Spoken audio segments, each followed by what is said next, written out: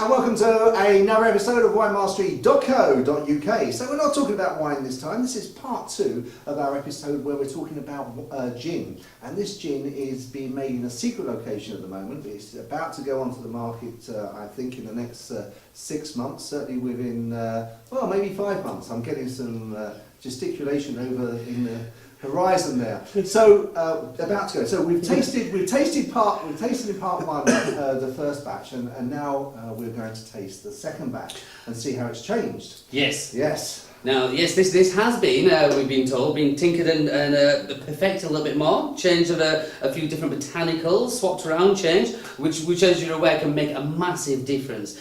It might not be. Okay, well, it can make a massive difference, and not just the amount, but the difference of the ratio of these as well. The tiniest thing can make a massive difference. So I can only imagine the pain of having to go through all the and testing it constantly.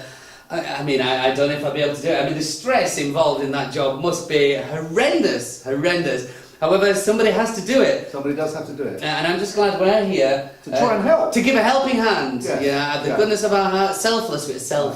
Absolutely. Yeah. So, shall we have it? And again, we're going to try it neat, and then we're going to see how the tonic affects it. So, shall we have a go? I thought you never asked. Go for it. Go for it. So again, we've got nice big glasses. Yes, we have. Oh, I'm quite excited, so I'm going to keep it there. Like, oh, it's like Christmas. The colour's the same. It is. It still smells like gin. It is. Imagine, it does still smell like, but for more, it's not so much as the gin anymore. I get a more. It smells slightly mellower, would you say? I don't know about. I think it's got more complexity, but then it's going to have if they have messed around with the botanicals. For me, I get a kind of Parma violet-y kind of. Parma violet? Parma violet, yeah. Love your Parma violets. I just. Okay, but we need to taste it. Once we've tasted it, then it comes to a little bit more. Okay.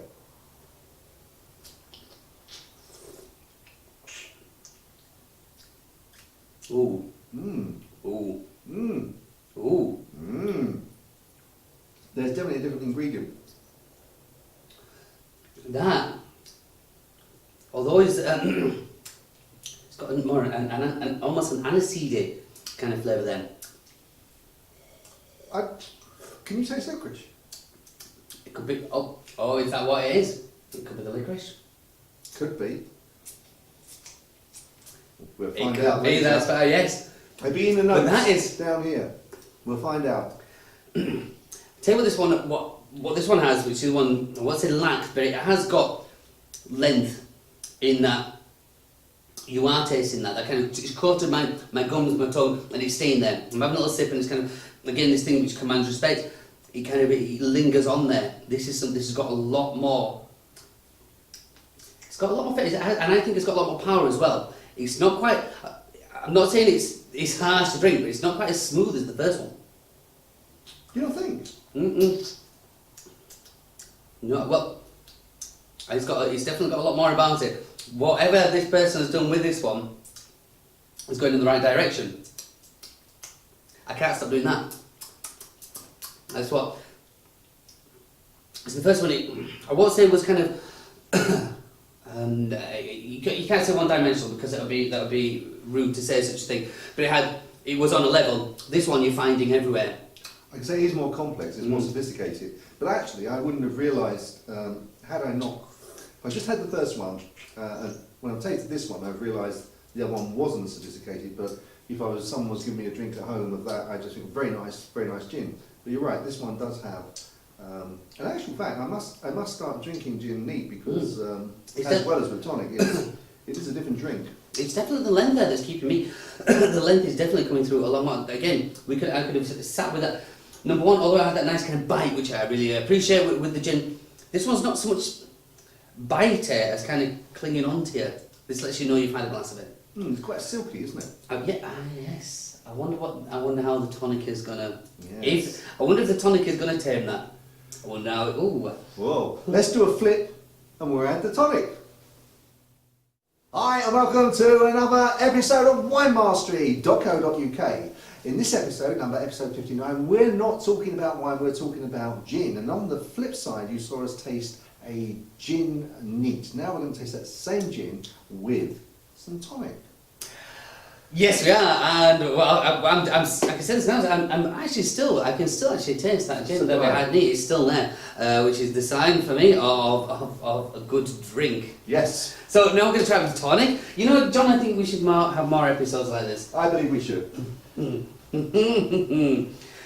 Right. Okay. So yeah. Oh, again, we're going with 53 tonic here. So no change there. So. Oh, actually, that. I think there's much more of a nose on that one than we had with the original. We'll call it just batch 1 and batch 2. Yeah. Batch 1 didn't really didn't fight against the tonic. It kind of gave up almost, but it didn't come through. Whereas this one, you're still getting the gin's there. You know it's there. I'm having a slug. Oh yeah. Yeah. There's no stopping him. Now that is changed. That has changed. I'm going to change it to. Wow. Because that has, right, for me, I'm amazed that tastes completely different. it does, but, it's the underlying, it's not the initial. With batch 1, what we had was, that kind of, it almost changed it into something which was too easy to drink, too dangerous to drink. Now this one, the gin is holding its own against it. It's got to be something to do with all the botanicals in there, because I think the tonic has kind of opened it up a little bit more, made it a little bit easier to get it in there or find the flavour of the gin.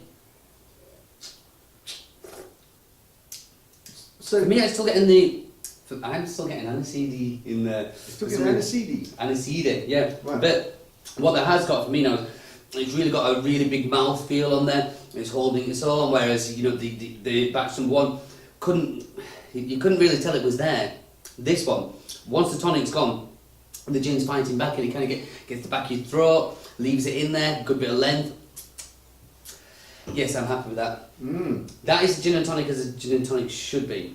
It is very refreshing. It's very yummy. I don't know if you can say fruity about gin, but I sort of sense. I'm not sure about fruit. I'm just getting sort of like it might be the tonic that's doing it, but It's a lemonade.